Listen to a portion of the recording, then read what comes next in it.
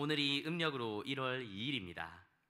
새해 복 많이 받으시고 하나님의 크신 은혜를 풍성하게 누리는 2024년이 되기를 소망합니다. 한국에는 새로운 다짐을 할 기회가 3번 있다고 합니다. 먼저 새해가 되면 1월 1일에 그래, 올해는 내가 운동도 하겠다, 내가 무엇도 하겠다, 내가 열심히 영어도 공부했고 앞으로의 일들을 위해서 내가 준비를 하겠다, 이런 다짐들을 많이 합니다. 작심삼일이라고 하죠. 한 달 정도 지나면 그 계획과 우리의 이 다짐들이 흐지부지돼하는 그런 안타까운 일들을 경험할 수 있습니다. 그래서 다시 한번 우리에게 기회가 있습니다. 음력 1월 1일 새해 복 많이 받으세요라는 이렇게 인사와 함께 새로운 다짐을 하고, 그래 이제 새해가 되었으니, 그래 이제 새해가 되었으니 이게 진짜니까 이제 한 해는 새롭게 시작하자라고 다짐을 합니다.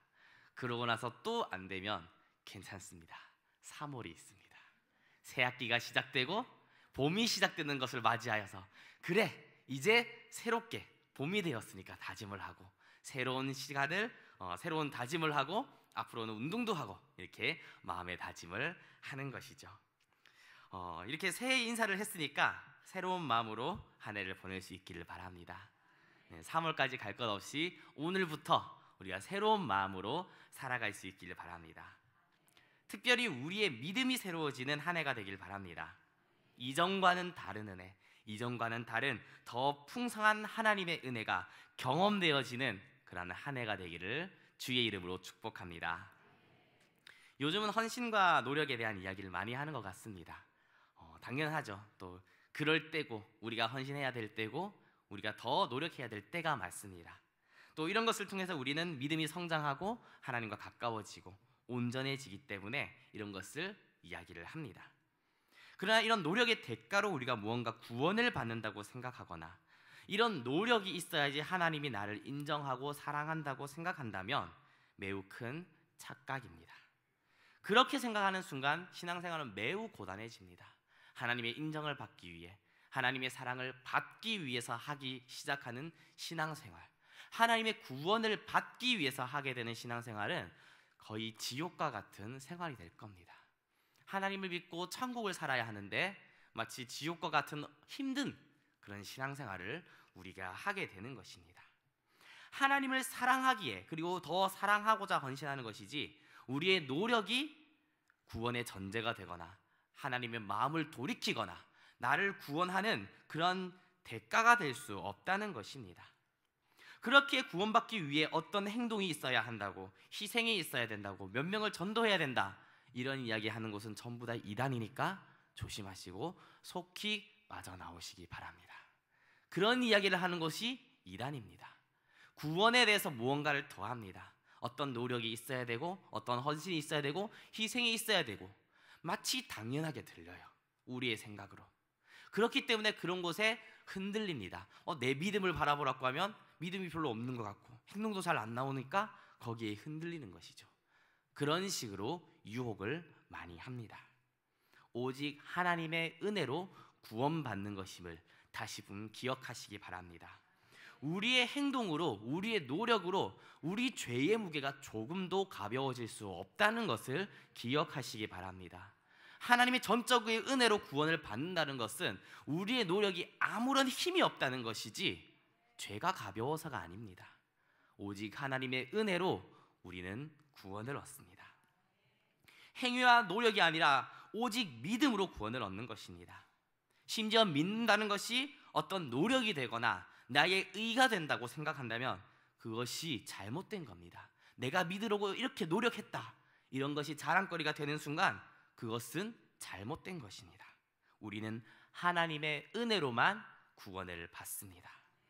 디도서 3장 5절은 말합니다. 우리를 구원하시되 우리가 행한 바 의로운 행위로 말미암지 아니하시고 오직 그의 긍휼하심을 따라 중생의 씻음과 성령의 새롭게 하심으로 하셨나니. 어떤 노력으로도 해결할 수 없는 문제가 죄의 문제입니다. 행동으로 죄의 무게를 가볍게 할 수 없습니다. 선행으로 그것을 무마시킬 수 없습니다. 죄는 세상을 창조하신 창조주가 십자가에서 죽어야만 해결되는 문제입니다. 너무나 쉽게 생각하는 그런 죄, 너무나도 쉽게 생각하고 누구나 할 수 있는 죄의 문제도, 작은 죄에도 우리를 지옥으로 끌고 갈 만큼 끔찍하다는 사실을 깨달을 수 있기 바랍니다. 죄를 가볍게 생각해서는 안 됩니다. 죄와 싸워본 사람, 죄의 유혹에 벗어나려고 해본 사람은 그것이 얼마나 어려운지 압니다. 깨닫게 될 것입니다. 이런 노력이 있기 바랍니다. 노력해봐야 안 되는 걸 알아요. 노력해봐야 이것이 도저히 불가능한 정도로 나를 사로잡고 있었다는 사실을 깨닫게 됩니다. 죄에서부터 벗어나려고 해봐야 죄가 나를 붙잡고 있다는 것을 깨닫게 되는 것입니다. 가끔 잘 되면 교만해집니다. 시간이 지날수록 더 교만해집니다. 야, 나는 되는데 넌 왜 못해? 라는 이야기를 너무나도 쉽게 하는 것이죠. 더 심각한 죄에 빠져버린 것입니다.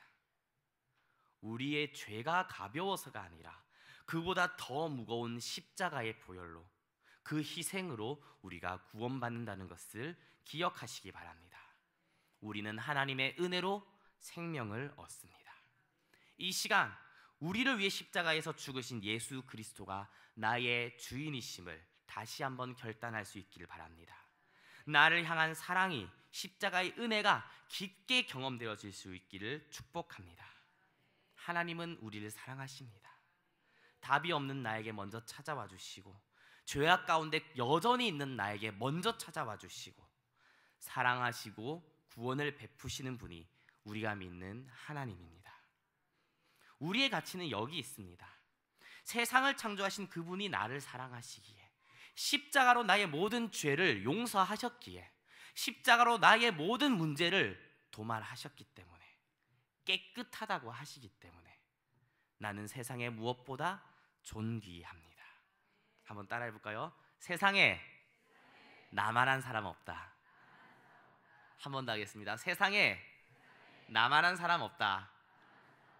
이런 당당함이 우리 가운데 있기를 축복합니다. 세상에 나만한 사람이 없다는 것은 예수님의 십자가에 있기 때문입니다. 예수님의 사랑이 있기 때문입니다. 나에게 있는 것이 아닙니다. 누가 있어서 우리의 잘못을, 우리의 문제를 괜찮다고 이야기할 수 있겠습니까? 사실 안 괜찮잖아요. 안 괜찮아요. 괜찮다고 할 수 없는 문제들입니다. 심리학이라든지 상담에서 괜찮아, 안 괜찮아요. 솔직히 내 문제는 그렇게 가벼운 것이 아닙니다. 덮어놓고 넘어갈 만큼 가벼운 문제들이 아닙니다. 그러나 예수 그리스도께서 십자가에서 이 모든 문제를 해결하시고, 예수 그리스도께서 나의 인생을 책임져 주시기 때문에 예수 그리스도 안에서 괜찮습니다. 예수 그리스도 안에서 괜찮습니다. 한 주간 혹시 넘어지고 그렇게 쓰러지다가 오셨습니까? 괜찮습니다. 주님이 우리와 함께 하십니다. 십자가로 용서하십니다. 우리의 가치는 나에게 있지 않습니다. 나의 실수로 변하지 않습니다. 내가 넘어진다고 변하는 게 아닙니다. 내가 실수를 한다고 변하지 않습니다. 예수 그리스도의 십자가에 나의 가치가 있기에 나는 세상 무엇보다 존귀한 자입니다. 이런 믿음이 우리 가운데 있기를 바랍니다. 예수 그리스도의 사랑 안에서 당당하게 살아갈 수 있는 저와 여러분 되기를 축복합니다. 주님은 우리를 사랑하십니다. 있는 그대로를 사랑하십니다. 그러나 우리를 사랑하시기 때문에 있는 그대로 내버려 두지 않습니다. 우리를 변화시키시고 우리가 변화되기를 간절히 원하십니다. 전적인 하나님의 은혜로 구원받지만 예수님을 믿고 그 믿음의 길을 가는 우리에게는 노력과 행동이 필요합니다. 신앙은 하나님과의 인격적인 관계이기 때문입니다. 하나님이 알아서 하시겠지가 아니라 내가 거기에 동참해야 되는 것입니다. 인격적인 관계는 일방적으로 성립하지 않습니다. 일방적으로 끌고 가는 것은 결코 좋은 관계가 되지 못합니다.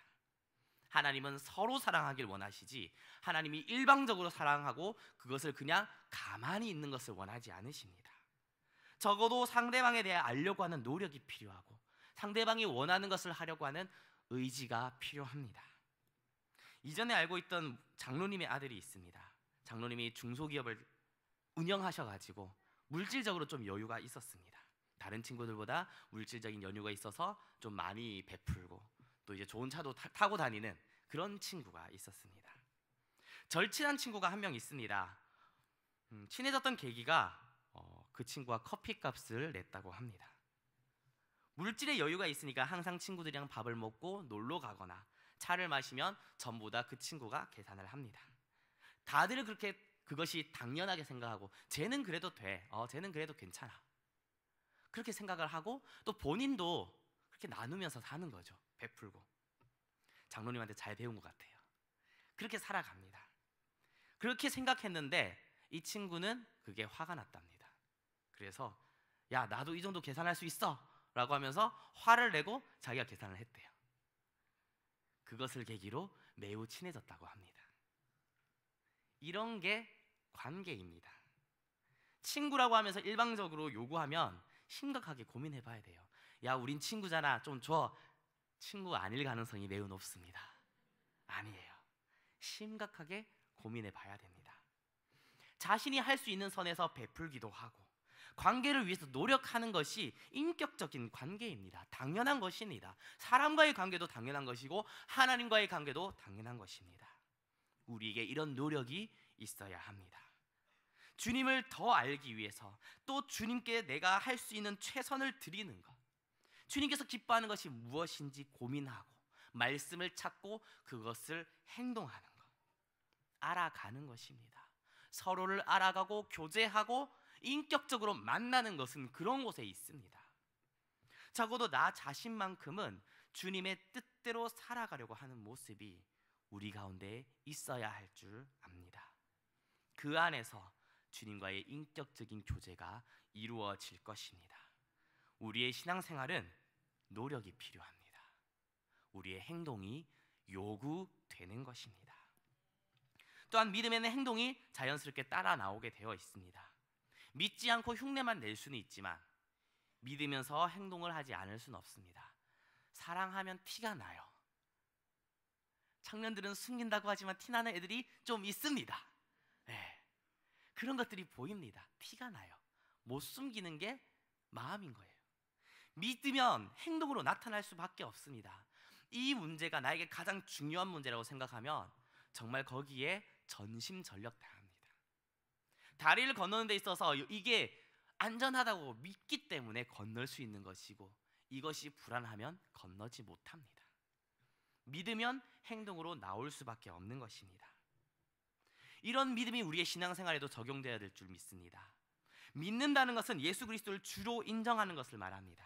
그분을 신뢰하고 그분의 뜻대로 살아가는 것을 말합니다. 믿음과 행동은 따로 떨어질 수 없습니다. 내가 믿으면 행동으로 나오는 것입니다.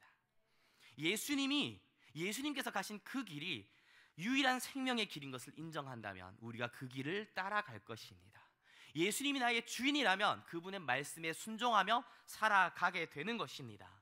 그분이 나를 책임져 주신다는 것을 인정한다면 그 안에 자유가 있고 평안이 있습니다.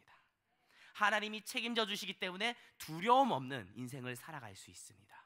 때로는 주변 환경이, 주변의 상황이 나를 억누른다 하더라도 하나님께서 나와 함께 하시고 하나님이 나를 사랑하시기에 나는 괜찮습니다.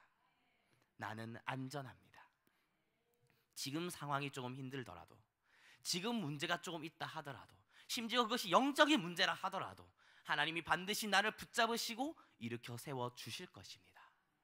이것을 믿음으로 살아갈 수 있는 저와 여러분 되길 바랍니다. 정말 믿는다면 주변 사람들의 이야기에 낙심하지 않습니다. 상황과 환경에 낙심하지 않습니다. 세상을 넉넉히 이기는 것이 우리의 믿음입니다. 세상을 넉넉히 이기는 것이 우리의 믿음입니다. 이런 믿음 가지고 살아갈 수 있길 바랍니다.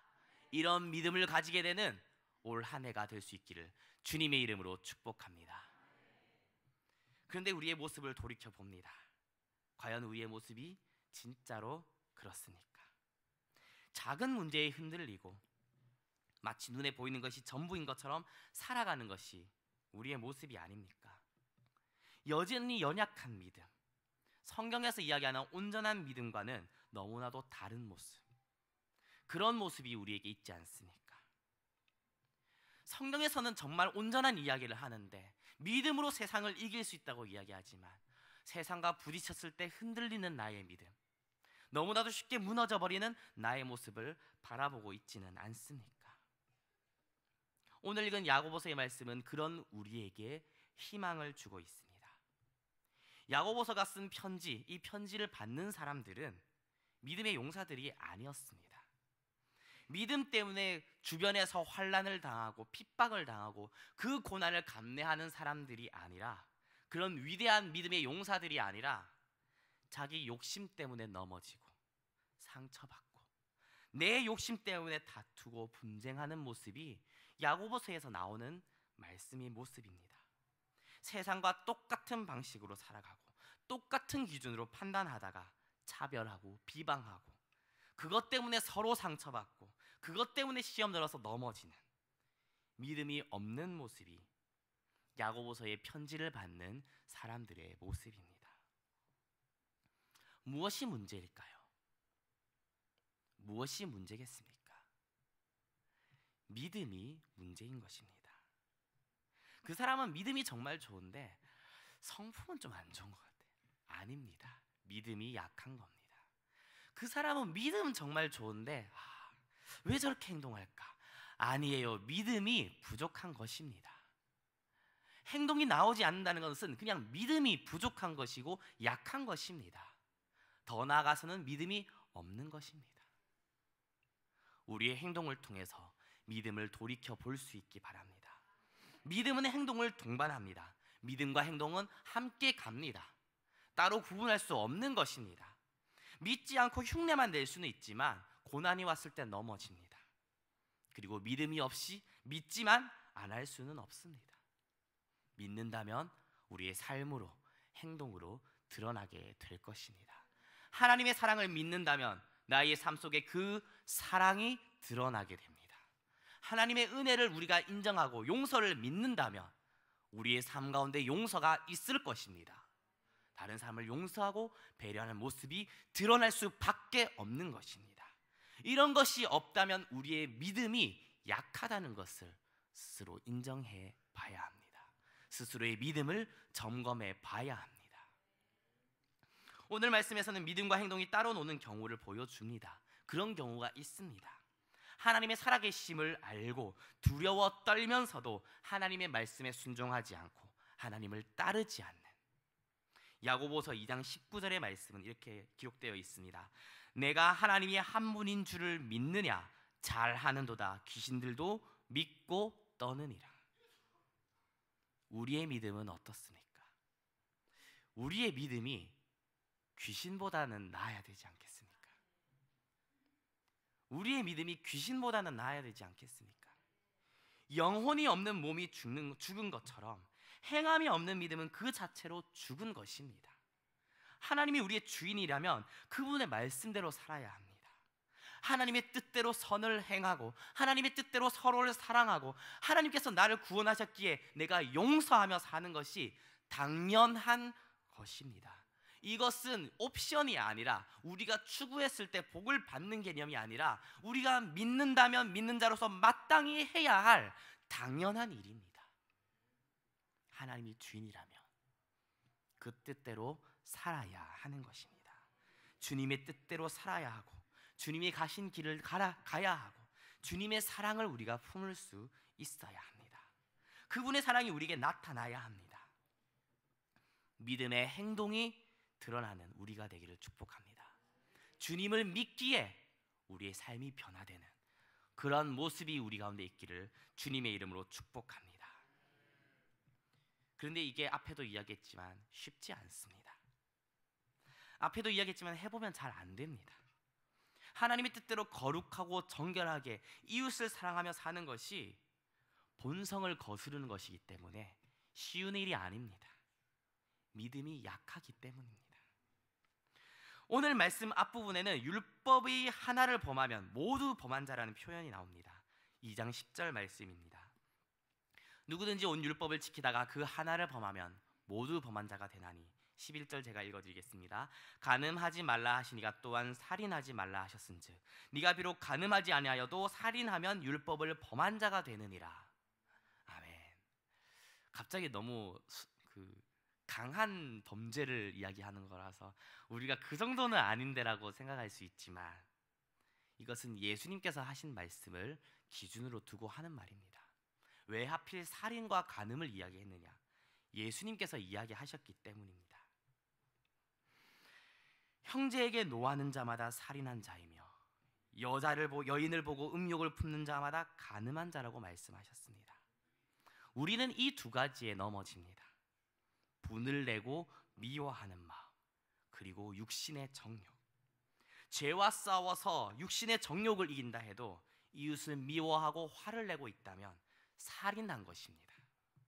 설령 이웃과 화목하고 다툼이 없다 하더라도 육신의 정욕에 넘어진다면 간음한 것입니다. 율법을 지키다가 하나를 범하면 모두 범한 자라고 말씀하고 있습니다. 이것은 우리의 행위로 구원을 얻을 육체가 없다는 것을 알려주고 있습니다. 또한 나의 행동을 돌이켜 봤을 때 나에게는 믿음조차도 온전하지 못하다는 것을 보여주는 말씀입니다. 행함이 아니라 믿음이라고, 우리의 구원은 믿음에 있다고 너무 안심하지 마시기 바랍니다. 우리의 믿음을 돌이켜보고 점검해보는 시간이 되길 바랍니다. 믿음은 행동으로 나올 수밖에 없습니다. 하나님을 믿는다면 그 믿음의 행동이 나올 수밖에 없습니다. 나의 삶을 보고 나의 행동을 돌이켜보고 스스로의 믿음을 점검해보는 시간이 되길 바랍니다. 그리고 우리의 믿음이 새로워지는 시간 되기를 주님의 이름으로 축복합니다. 우리의 믿음이 온전하지 않습니다.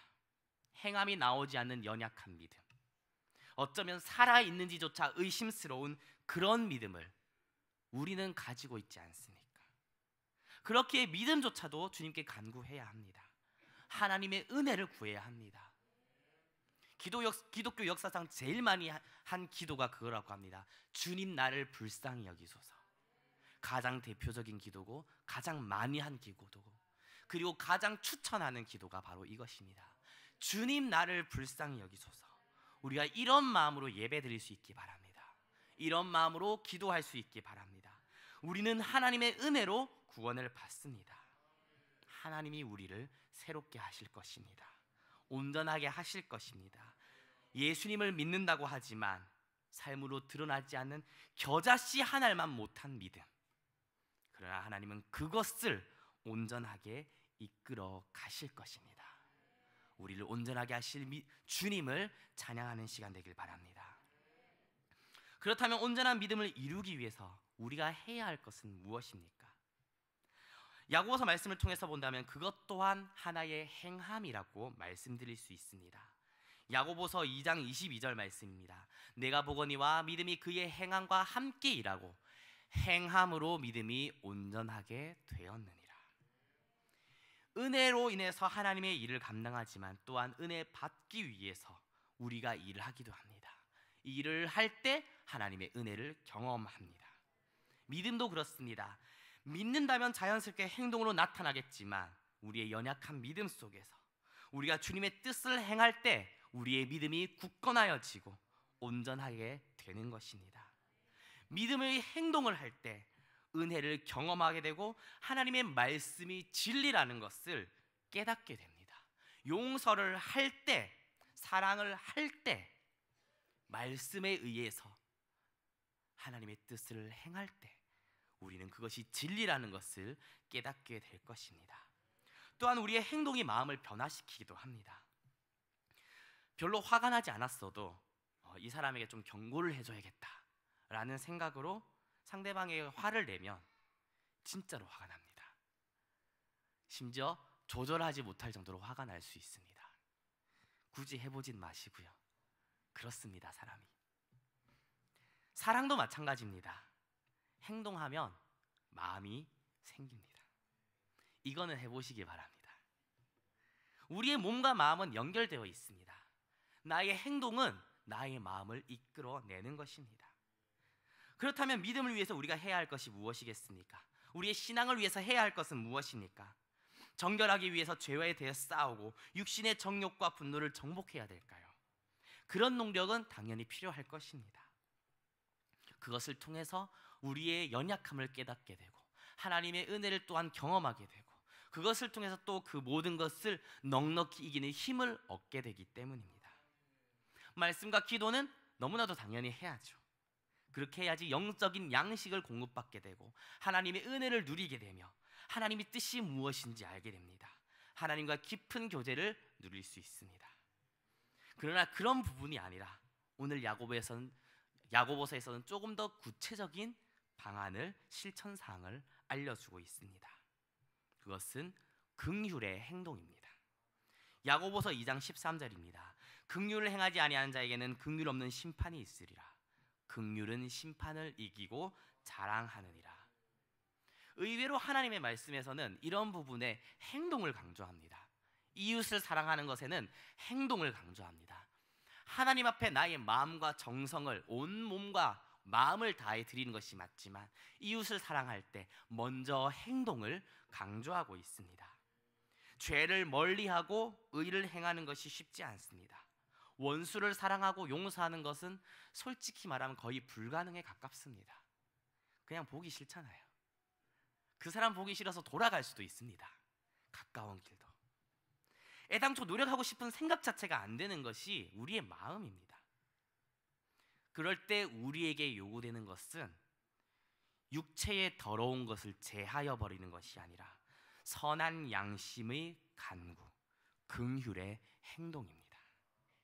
긍휼의 행동입니다. 인격적인 관계는 싫어하는 것을 하지 않는 것도 중요하지만 좋아하는 것을 행할 때 더 깊어지게 되는 것입니다.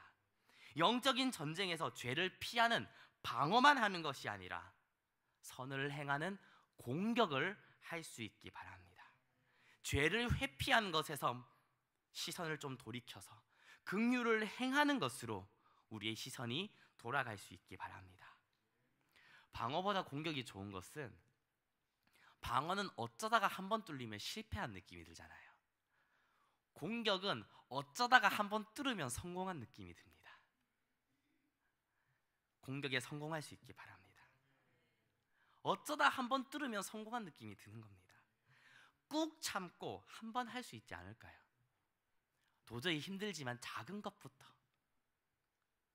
마음속에서 우러러 나오는 사랑까지는 아니라 하더라도 그것을 위해 완전한 용서는 아니라도 작은 행동 하나, 그냥 불쌍히 여기는 마음으로, 아니 그것조차 없으면 그냥 하나님 말씀에 순종하는 마음으로, 싫지만 매번은 못해도 억지로라도 하나님의 뜻이니까 그 사람을 위해서도 아니고 심지어 나를 위해서도 아니라 하나님의 말씀이기에 그 말씀에 순종하고 복종하는 마음으로 작은 것 하나 실천할 수 있기 바랍니다.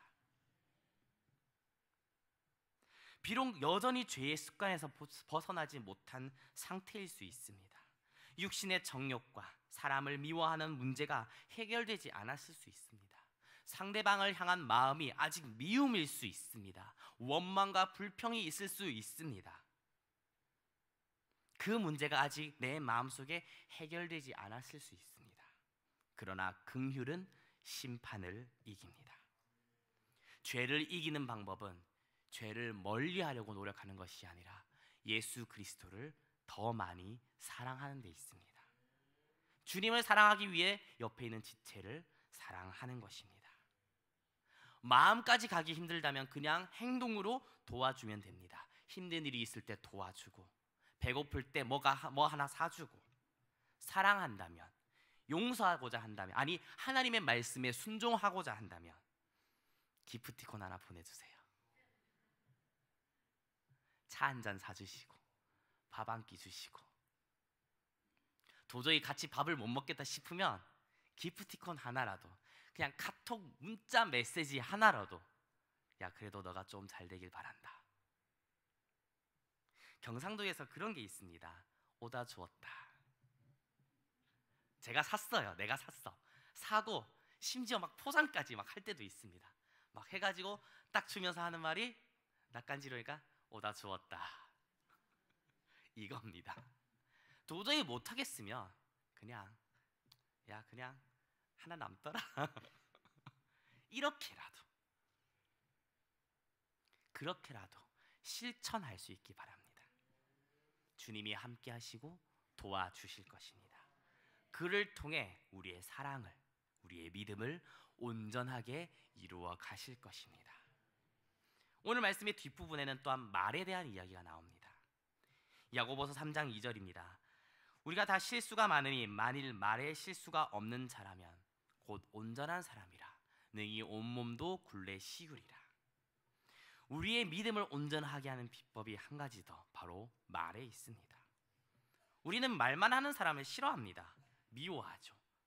겉다르고 속다르고 말은 번지르르게 하면서 행동이 나오지 않는 사람들을 싫어합니다. 말과 행동이 다른 사람, 믿음과 행함이 다른 사람, 우리가 싫어합니다. 그렇기 때문인지 행동을 강조하는데 또 말에 대해서는 좀 가볍게 생각하는 경향이 있는 것 같습니다. 말은 좀 가볍게 이렇게 변경될 수 있으니까 행동으로 보여주라고. 저도 사실 좀 약간 그런 경우인 것 같습니다. 말보다 행동으로 표현하는 게 중요하다고. 신뢰를 주는 것도 말이 아니라 행동에 있다고 생각하고 그렇게 하려고 노력을 하는 거죠. 연애할 때 아내가 힘들어 하더라고요. 말을 좀 해달라. 나의 행동을 봐라. 말이 필요합니다. 말로 표현해 주길 바라는 겁니다. 행동하기 전에 먼저 말로 하고 그 다음에 행동이 같이 따라가는 것이죠. 우리의 행동은 말을 따라오기 쉽습니다. 행동과 말이 따로 된 것이 문제지, 말이 먼저 가고 선포가 먼저 가고 행동이 따라가는 것은 매우 이상적인 것입니다. 그렇게 해야지 우리의 행동이 변화됩니다. 우리의 행동은 말을 따라갑니다.